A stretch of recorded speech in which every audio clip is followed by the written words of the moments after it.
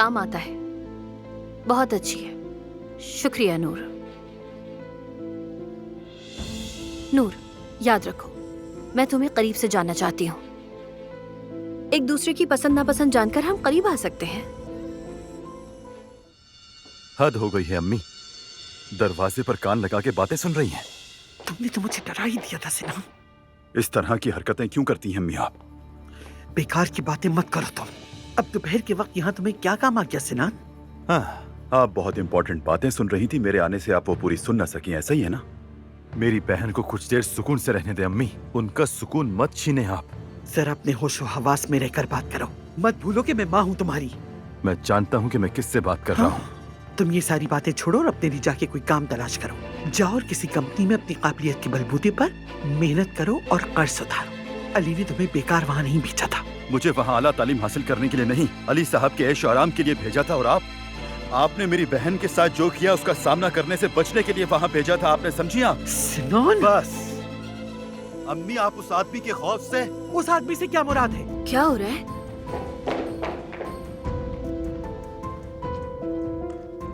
सोच समझ कर। सिनान, क्या हो रहा है भाई? क्यों चिल्ला रहे हो? कुछ नहीं आपा, सिर्फ काम की बातें हैं, ऐसे ही बस। कोई बड़ी बात नहीं, परेशान ना हो। फिर से शरारत कर रहे होगे ना? मैं शायद कुछ बातें भूल सकती हूँ, हाँ, लेकिन कुछ चीजें कभी नहीं भूल सकती, जैसे मेरे भाई की शरारतें। मसलन ये भी याद होगा, आपका भाई कभी भी आपको किसी भी हाल में तकलीफ नहीं देगा, याद है? हाँ याद है। और अम्मी को भी तकलीफ मत देना, ये हमेशा हमारी भलाई चाहती हैं, हर वक्त। ये कहाँ अपनी माँ को तकलीफ देगा? ये तो ऐसा सोच भी नहीं सकता। कभी कभी इसे गुस्सा आ जाता है, लेकिन कोई बात नहीं। मैं आपको तकलीफ नहीं दूंगा। चलता हूँ, शाम को मिलते हैं।